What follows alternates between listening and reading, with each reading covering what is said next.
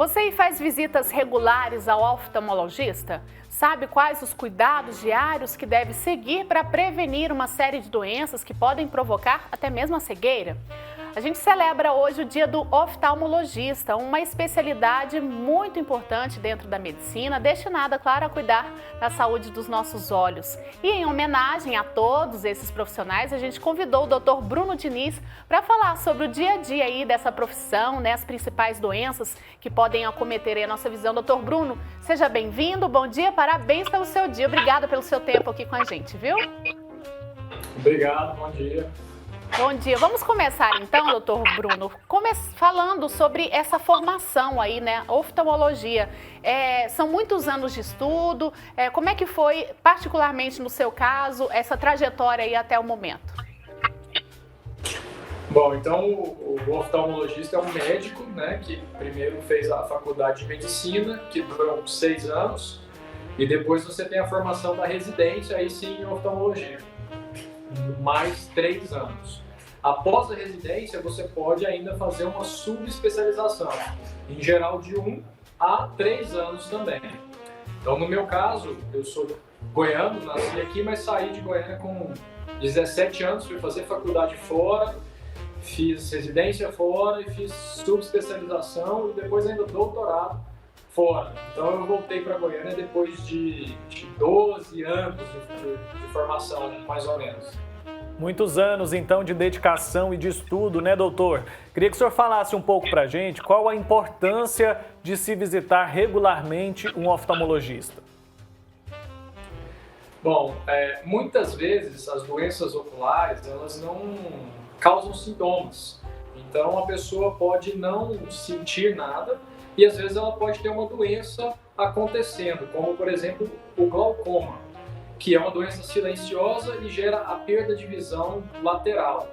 Então, a orientação principal para existirem essas consultas de rotina, essas consultas regulares, é exatamente para tentar detectar essas doenças que às vezes podem ser silenciosas e aquelas doenças que às vezes o paciente tem algum tipo de sintoma, mas na verdade ele acha que não é nada, que é uma besteira e pode ser, no fim das contas, um problema grave. Certo, doutor Bruno, e quais os cuidados aí diários que a gente deve ter com os nossos olhos? Tem algumas atitudes, algumas ações aí, às vezes que a gente acha que são inofensivas, que podem causar algum problema aí na nossa visão? Bom, o que a gente tem que lembrar, né? Qualquer coisa que possa traumatizar nossos olhos, a gente tem que tentar evitar. Então isso vai tanto de uma atividade física mais grosseira, uma luta, um trabalho, por exemplo, uma pessoa que é marceneiro, que mexe com ferramenta, então ela precisa usar um óculos de proteção. Então vai desde desses cuidados para traumas mais graves até para traumas menores, como por exemplo cílios postiços, aqueles cílios que são colocados, às vezes eles podem irritar e traumatizar os olhos. Então, observar essas coisas no dia a dia, qualquer coisa que pode gerar algum tipo de trauma. Evitar também, por exemplo, usar colírio sem orientação. Existem muitos colírios lubrificantes que podem ser usados normalmente, mas às vezes a pessoa usa um colírio, por exemplo, de corticoide, esse colírio pode gerar catarata, pode gerar glaucoma. Tá certo, doutor. A gente está vivendo, né, em algumas partes do nosso país um tempo muito seco, né, o clima muito seco. Isso exige cuidados específicos com os olhos? Nessa época realmente de clima mais seco, os pacientes reclamam muito também de ressecamento ocular. Então é uma queixa frequente e o ressecamento vai dar desconforto, vai dar irritação, vai deixar o olho vermelho e pode até gerar embaçamento visual. Em geral, os ressecamentos são bem tratados com colírios lubrificantes. A maioria deles responde a um colírio, ao uso diário de colírio lubrificante. Certo. Doutor, e quais as principais doenças que podem causar, em casos extremos, a cegueira? Várias doenças podem causar cegueira, né? As mais preocupantes em termos de gravidade e em termos de estatística, poderia citar o glaucoma, que é uma doença prevalente e leva a uma cegueira irreversível. O diabetes, né, que causa retinopatia diabética, uma doença super grave, devastadora também. A gente tem um alto índice, uma alta prevalência de pacientes diabéticos no Brasil, então a gente tem muitos pacientes com diabetes e que evoluem para cegueira se não estiverem controlados. E uma outra grande causa de cegueira, mas aí sim uma cegueira reversível que a gente consegue tratar, é a catarata. Fala um pouco mais pra gente sobre a catarata. Quais são os primeiros sinais ali? Ela tem algum fator genético que influencia para o surgimento? Porque eu conheço várias pessoas que já sofreram com esse problema, doutor. Bom, a catarata, na maioria das vezes, ela vem com a idade. Então todos nós nascemos com uma lente dentro do olho que é uma lente necessária para que a gente consiga focar a imagem no fundo do olho.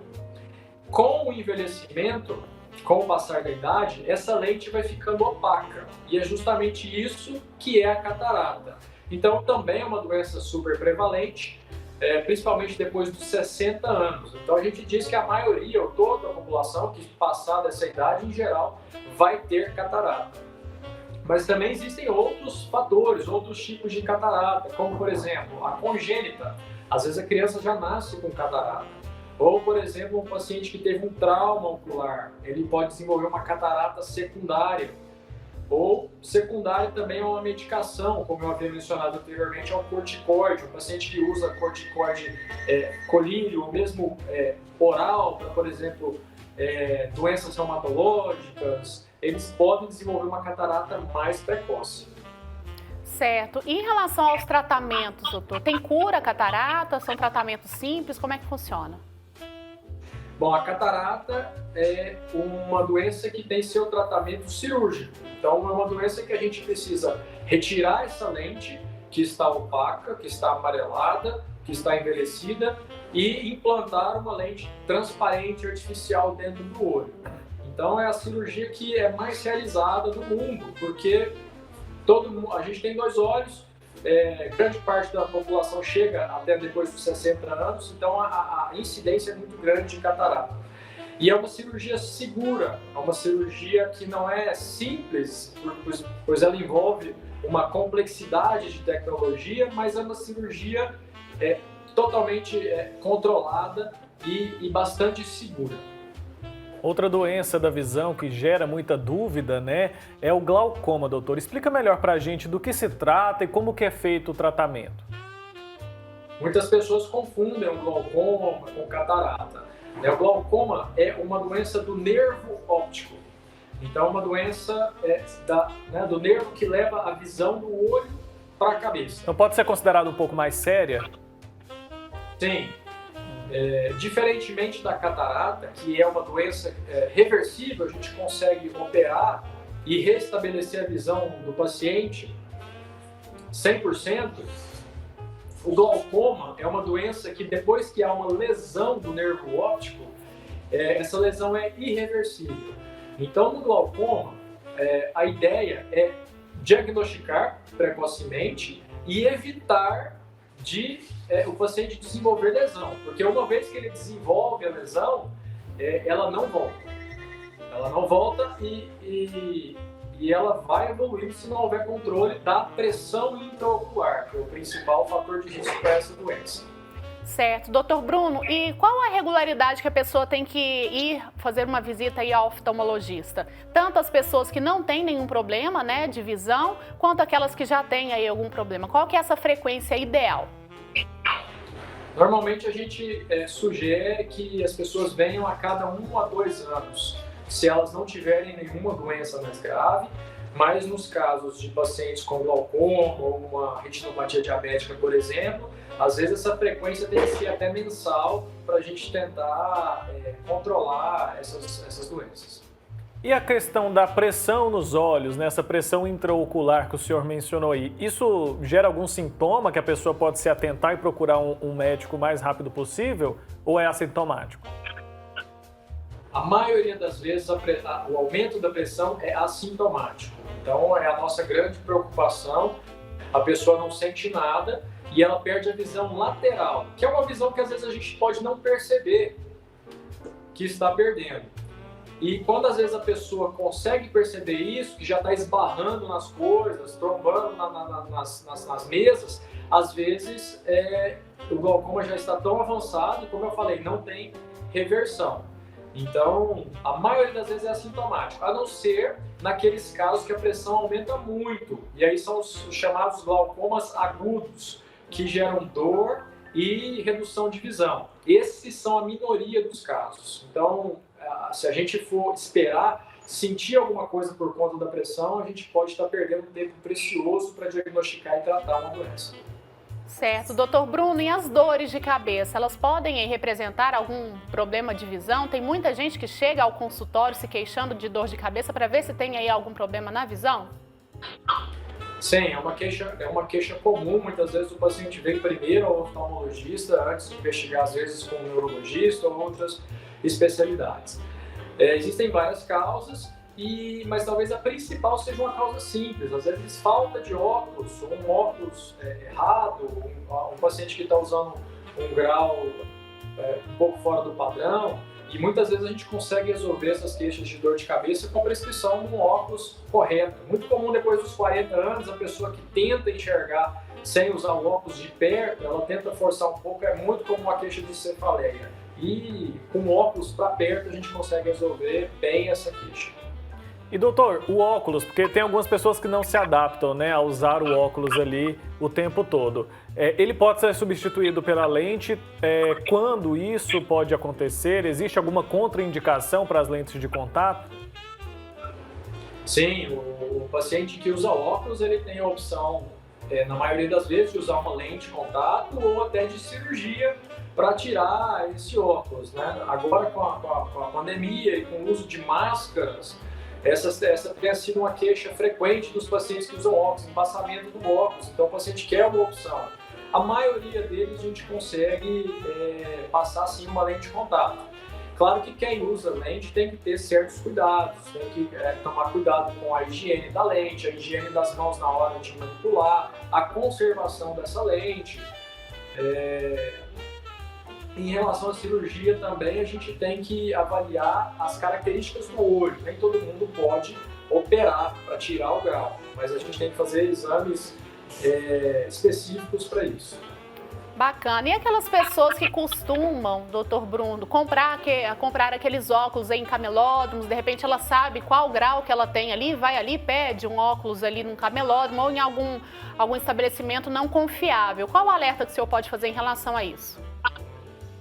Olha, o problema do óculos do camelô, às vezes não é nem a qualidade do óculos. Às vezes a pessoa que tem um grau só de perto, ela chega lá, experimenta o óculos e o óculos serve para ela. Ela consegue uma boa visão.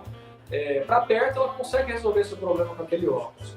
O grande problema é que muitas vezes o grau não é simétrico, né? Você tem um grau diferente do olho direito do olho esquerdo e lá essas lentes não contemplam isso. E o principal problema é que às vezes a pessoa tem uma queixa visual para perto, ela vai lá, ela consegue enxergar melhor com aquele óculos e ela deixa de ir ao oftalmologista. Ela resolve o seu problema ali e ela deixa de diagnosticar essas doenças que a gente tem falado, que às vezes são silenciosas. Tá certo. E ainda falando, né, sobre esses óculos de procedência duvidosa, tem a questão também dos óculos de sol, doutor. Eles também podem apresentar riscos? Sim, o óculos não basta o óculos ser escuro, ele tem que ter algum tipo de filtro para as luzes que são prejudicial ao olho. Então, normalmente existe um selinho, proteção UVA, UVB, que a gente consegue levar em consideração isso aí. Então, dependendo da procedência, a gente duvida que realmente exista essa proteção, esse filtro.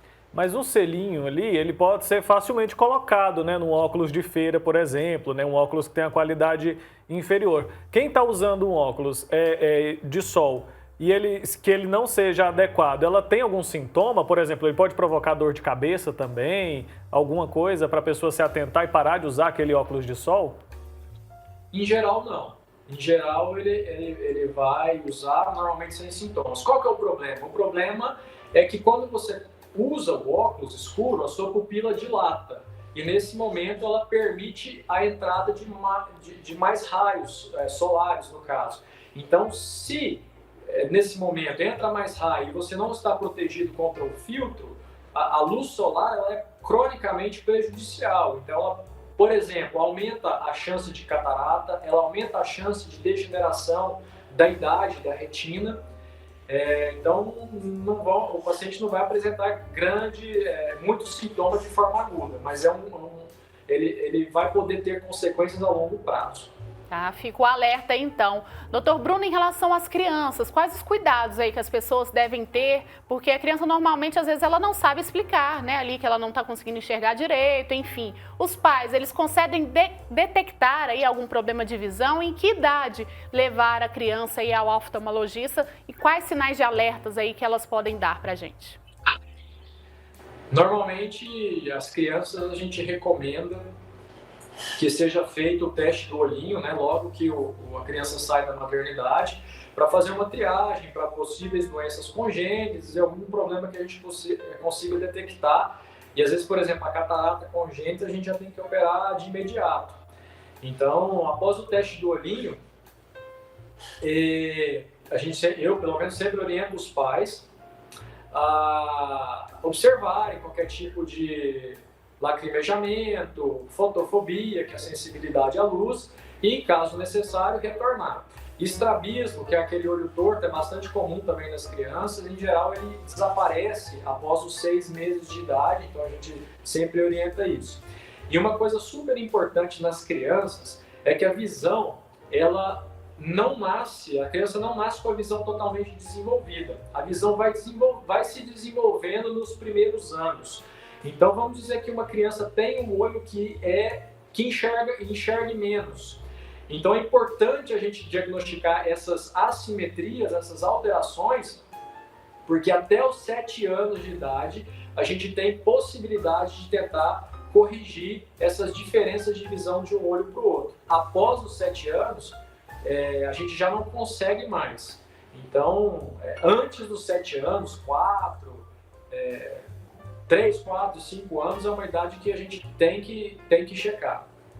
Tá ótimo, doutor Bruno Diniz. Muito obrigado, viu, pelo seu tempo, por vir esclarecer todas essas dúvidas aqui. Tenho certeza que a gente ajudou bastante as pessoas que estão em casa. E, claro, parabéns, viu, pelo dia dedicado aí à sua profissão, que é importantíssima, né? Quando a gente fala de saúde dos olhos, muitas vezes a gente acaba negligenciando essa parte do nosso corpo, mas ela é fundamental. Eu que agradeço a oportunidade de falar sobre essas doenças que realmente são importantes e agradeço mais uma vez aí pela homenagem aí no dia do oftalmologista. Tá Obrigada. certo. Obrigada, doutor. Um grande abraço. Até uma próxima oportunidade. Tchau, tchau.